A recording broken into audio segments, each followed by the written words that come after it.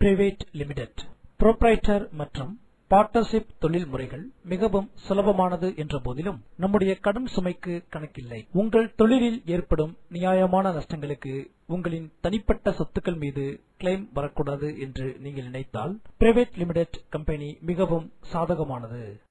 இவ்வகை தொழில் முறையில் உங்கள் லயபிலிட்டி நீங்கள் போட்ட பங்கு மூலதனத்தோடு முடிந்துவிடும். அதற்கு மேல் தொழிலில் ஏற்படும் நஷ்டங்களுக்கு நீங்கள் பொறுப்பாக மாட்டீர்கள். இதனால்தான் இன்று பல்லாயிரக்கணக்கான தொழில்கள் பிரைவேட் லிமிடெட் மற்றும் பப்ளிக் லிமிடெட் கம்பெனிகளாக ஆரம்பிக்கப்பட்டுள்ளன.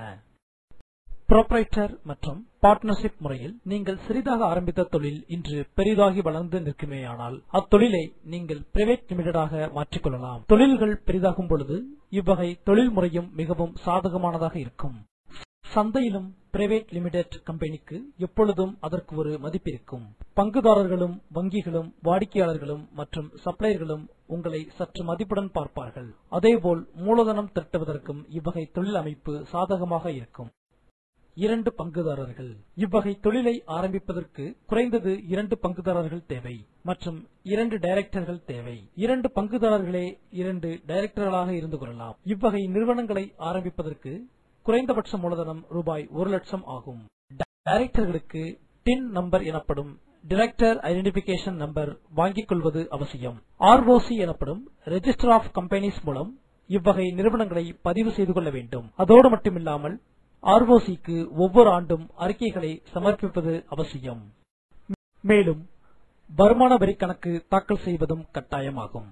இவ்வகை நிறுவன கணக்குகளை ஆடிட்டர் தணிக்கை செய்வதும் அவசியம். புரோப்ரைட்டர், பார்ட்னர்ஷிப் போன்ற நிறுவனங்கள் போல் அல்லாது இவ்வகை நிறுவனங்களை பராமரிப்பதற்கு செலவுகள் சற்று கூடுதலாகும்.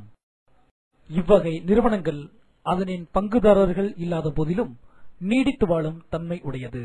பொதுவாக எனது லயபிலிட்டி ஒரு வரையறைக்குள் இருக்க வேண்டும். அதே சமயத்தில் தொழில் எங்களின் முழு கட்டுப்பாட்டில் இருக்க வேண்டும். அதைப்போல தங்களின் தொழில் ரகசியம் பிறருக்கு தெரியாமல் இருக்க வேண்டும் என நினைப்பவர்களுக்கு பிரைவேட் லிமிடெட் கம்பெனி அமைப்பு முறை மிகவும் சிறந்தது.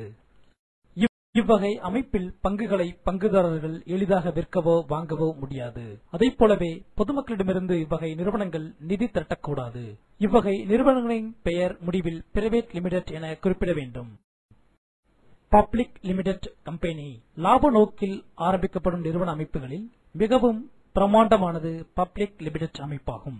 இந்தியாவில் இருக்கும் பல பெரிய நிறுவனங்கள் இவ்வகை அமைப்பில்தான் உள்ளன. இவ்வகை அமைப்பில் உள்ள நிறுவனங்களின் பெயரின் முடிவில் பப்ளிக் லிமிடெட் அல்லது லிமிடெட் என்ற சொல் இருக்க வேண்டும். நீங்கள் ஆரம்பிக்க போகும் தொழில் பெரிய மூலதனத்துடன் இருந்து மிகவும் பெரிதாக வளரும் என நீங்கள் நினைத்தீர்கள்